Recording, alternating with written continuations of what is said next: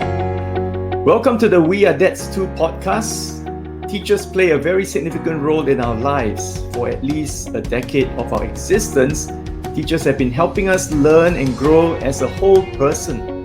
One day in a year is set aside to show our appreciation to our teachers, and rightly so, because apart from providing instruction in the classroom, they also accompany students to field trips, conduct extra or remedial classes, help with the organization of school functions, and serve as supervisors for co-curricular activities.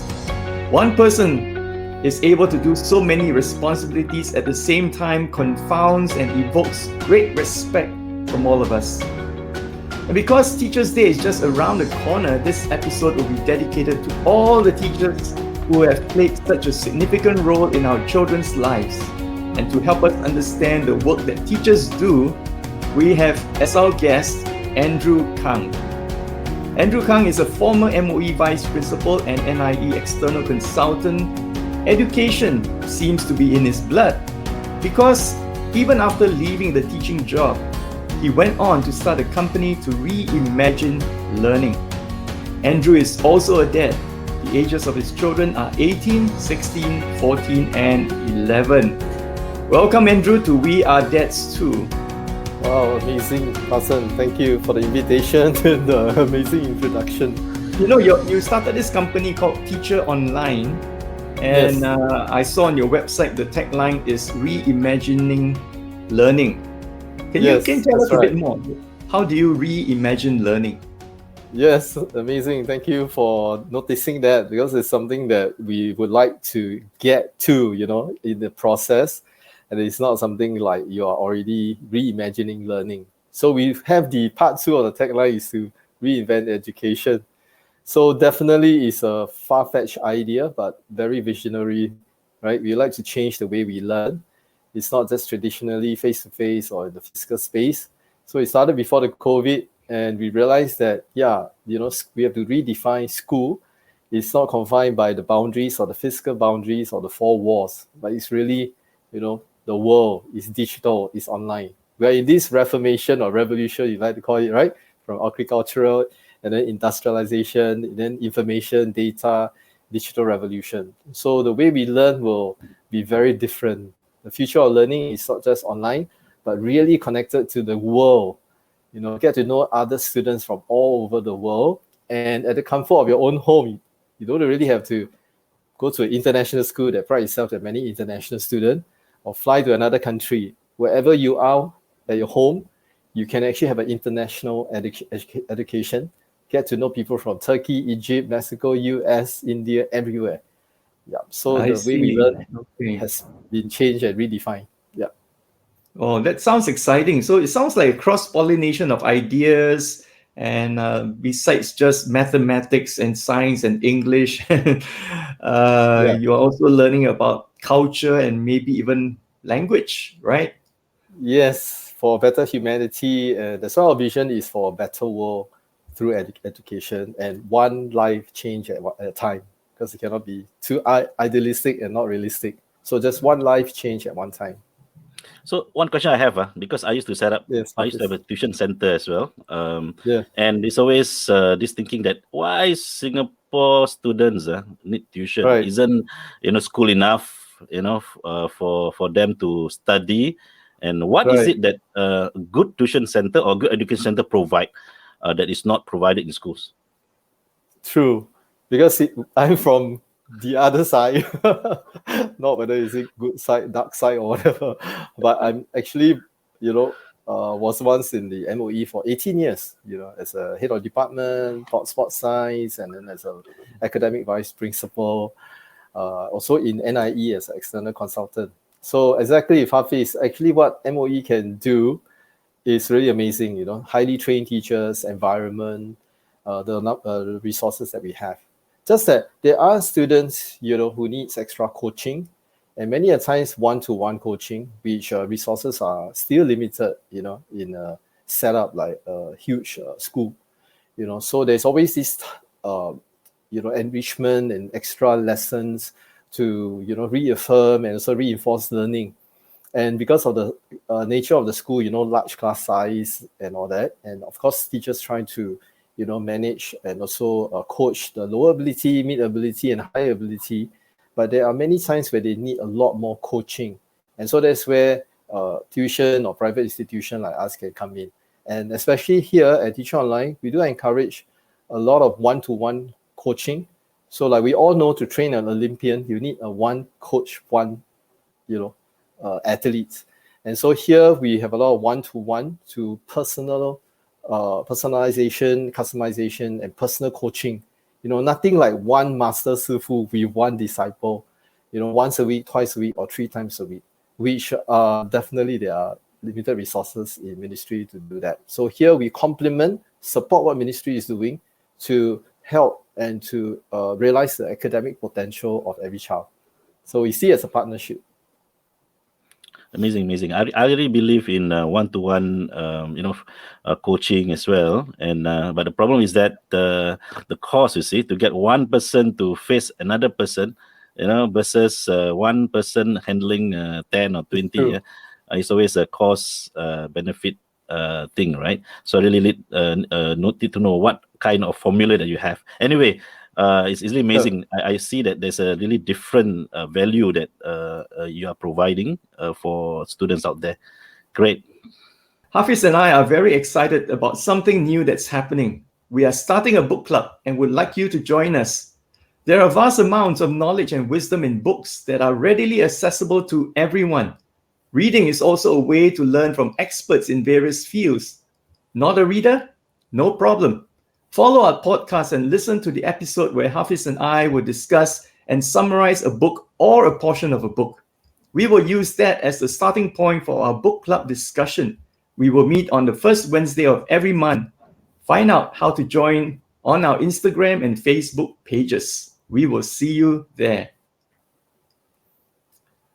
Okay, coming back to our discussion. We know that the teachers, besides just teaching, they do lots and lots of stuff. There was an article in the Straits Times in 2019 where it says that teachers do all kinds of things besides just academic content. They also look into inculcating values and having right attitudes in the children, and responsible for guiding children through various education pathways, preparing them for adulthood. And besides spending most of their working time on teaching, planning, marking, teachers also said they had to engage in administration work and teamwork with colleagues, student counseling, extracurricular activities, and managing parents. Whew, I already feel tired reading that list of things that teachers have to do.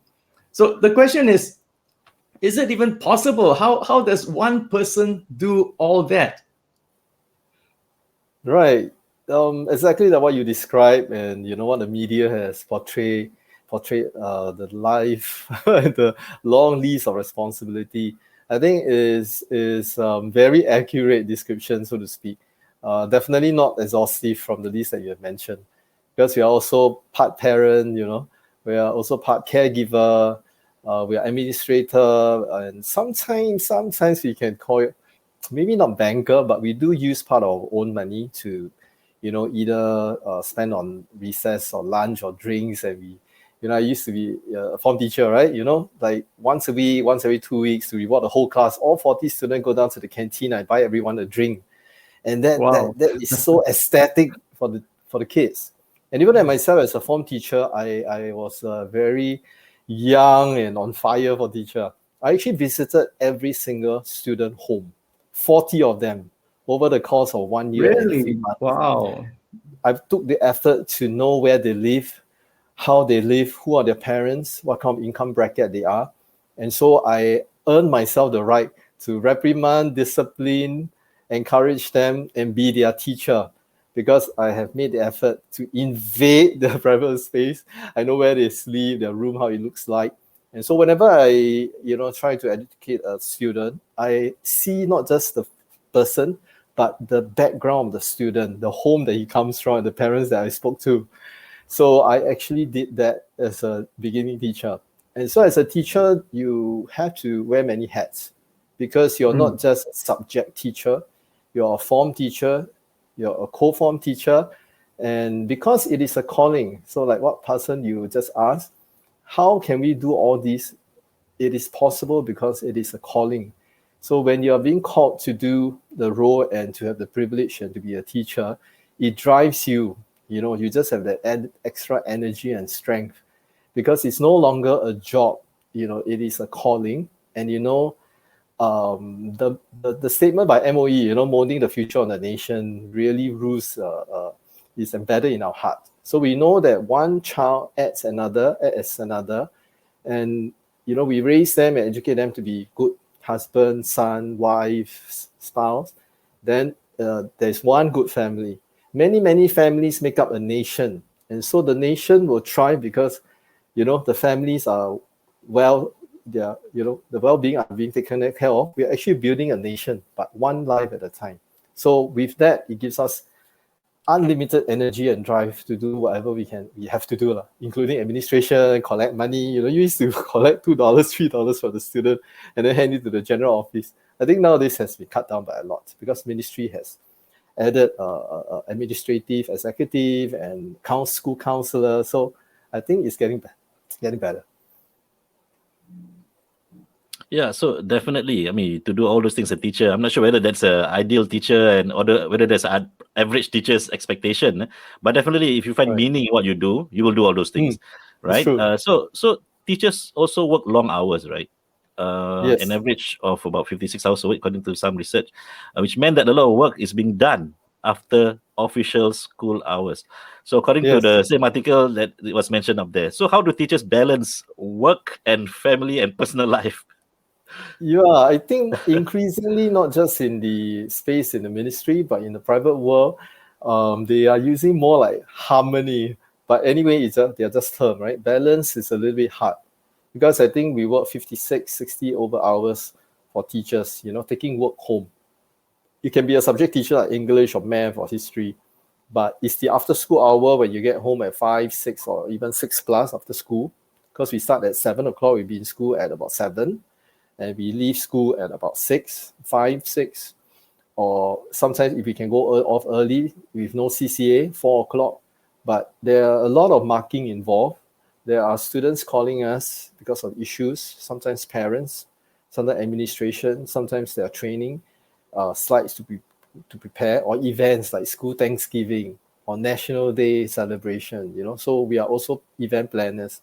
So all this has to be done at home till 8, 9, 10. So we just have to juggle and get our spouses, get our kids, get our parents to be involved, do work while you're at home.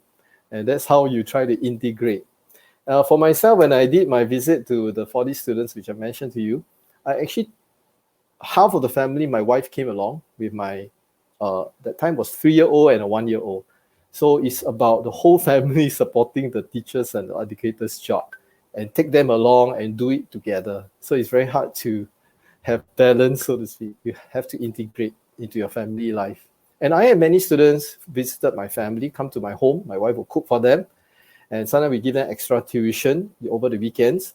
And they all come to the home. So they get to see my family, my wife, and my children. Yeah, so you have to put them together.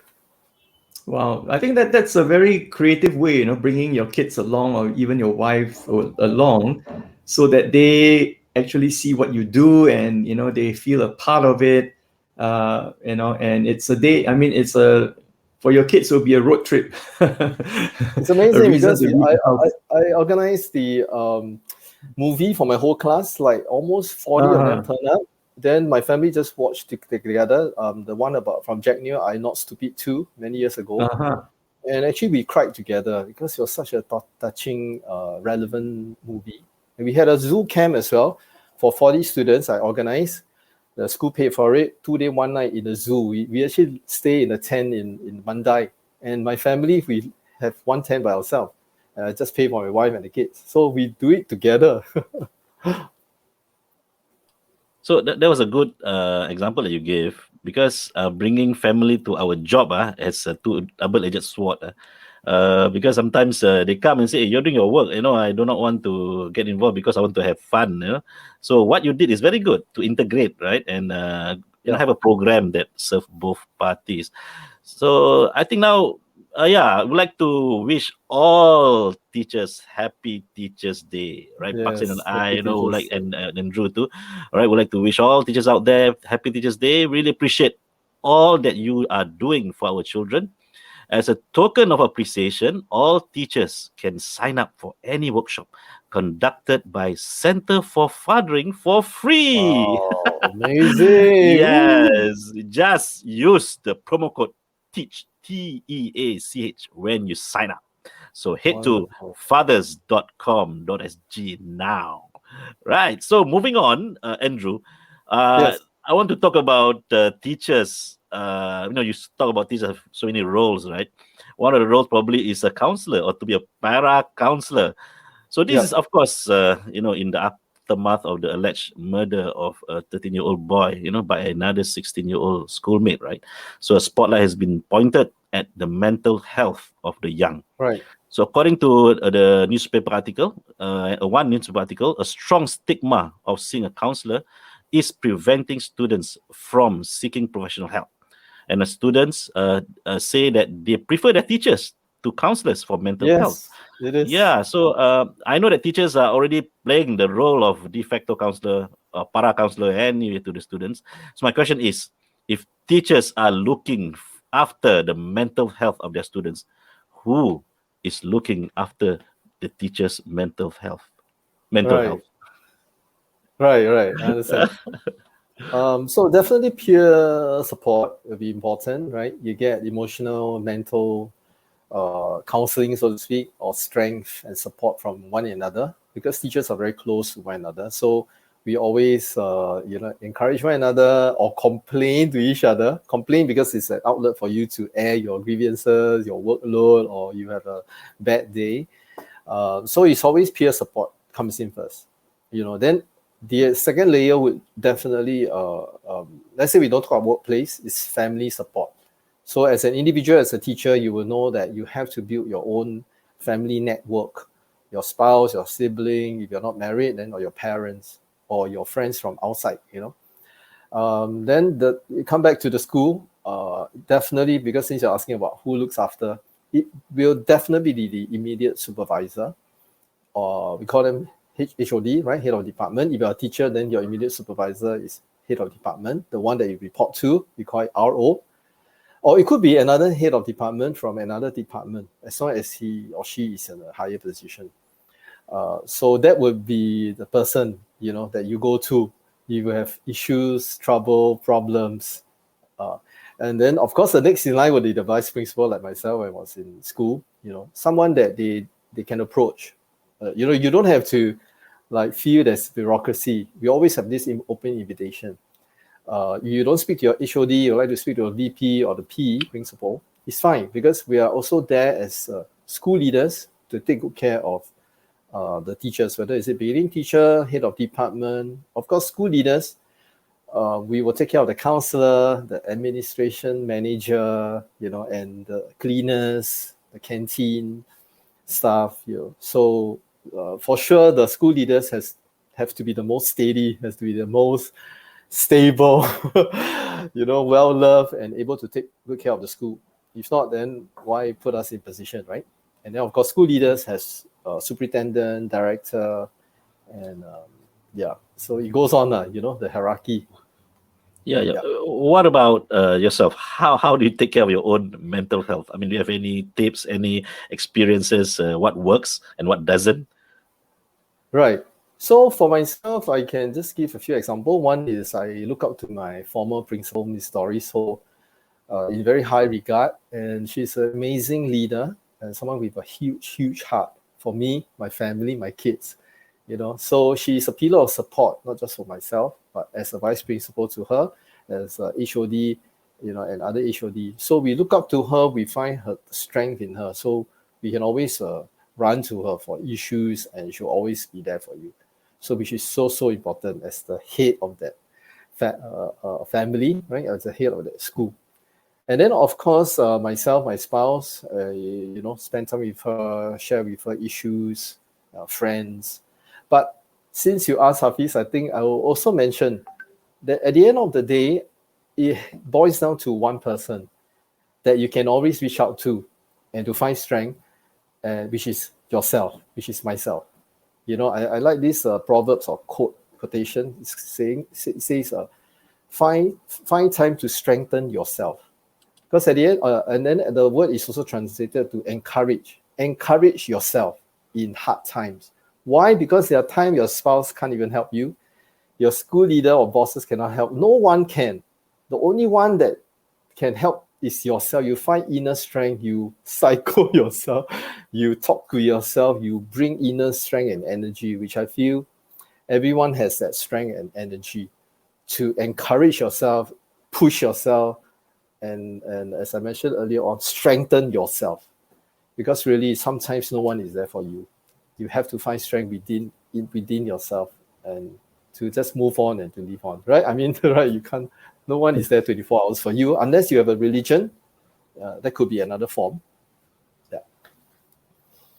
Yeah, I think that's one way to go about it. But not everyone has that mental strength, and resilience. And sometimes we can do that, a lot of the times, but I guess not all of the time. So we still need to reach out to, and that's I guess the trick, to know when that you can encourage yourself and when you need others to encourage you, and not to be afraid and not to be resistant to reaching out and being part of a community, a group, for example, a group of men, a group of whatever women, and mutually encouraging one another. I think that's what the human race needs. I think that's what we are designed for, actually, to begin with, that we are social beings. We're not islands, and therefore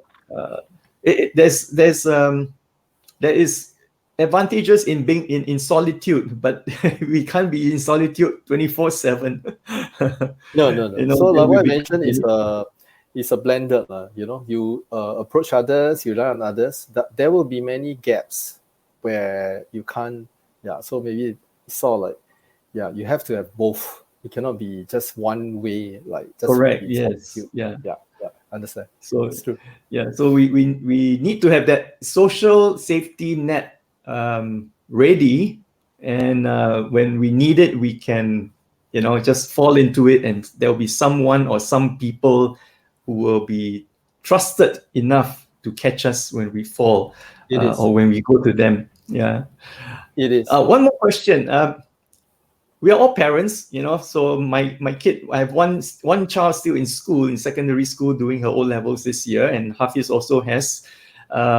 What can parents do to partner with schools in raising the child or children in a holistic manner, in a more complete manner? How can parents partner with schools?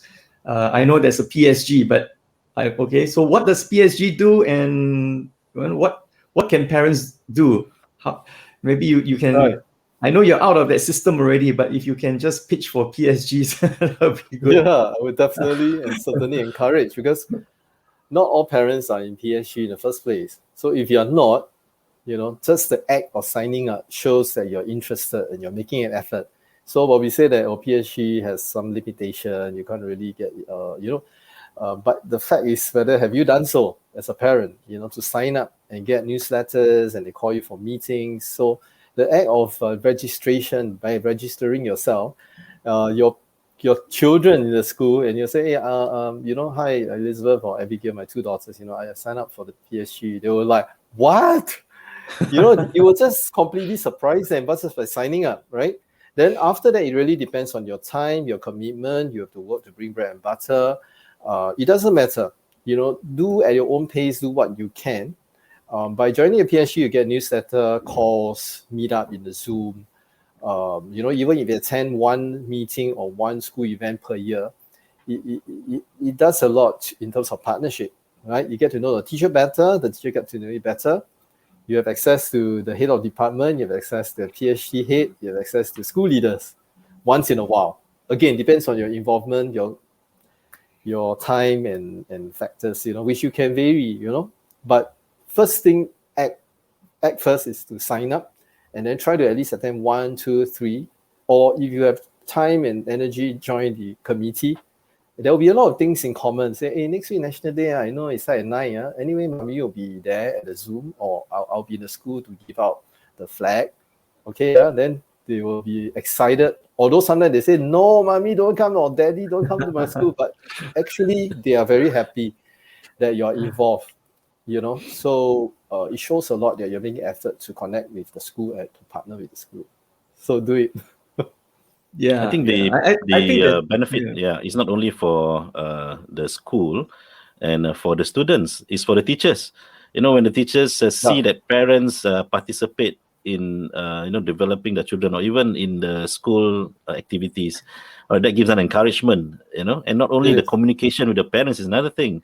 You can get real in touch with the parents, and parents can get in touch with the teachers as well, and that cannot beat WhatsApp messaging and even online ways of communication.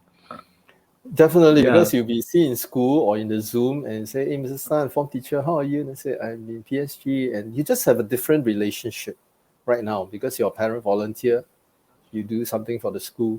The whole paradigm changes. You get access to them more, get more attention.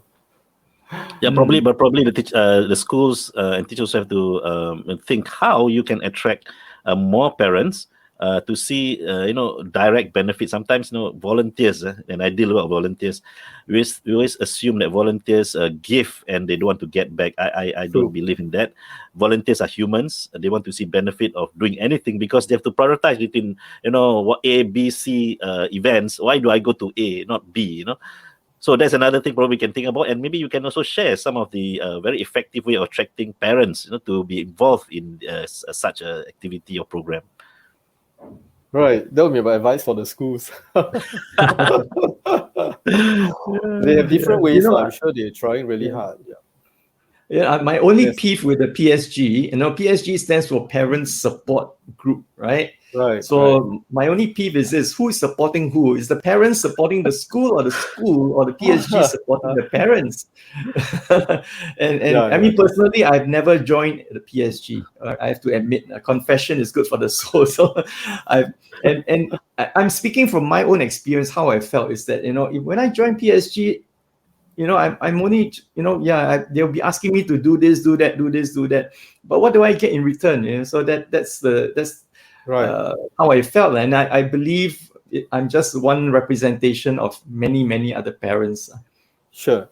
Yeah. So the thinking and the has to shift, so to speak. But I think the schools have to educate more, and share with parents more the benefits. If not, like what Pastor mentioned, it's very true and common. Parents feel that I'm just being made use of or volunteer my time. If I'm not there, it doesn't really make a difference because the school event still runs.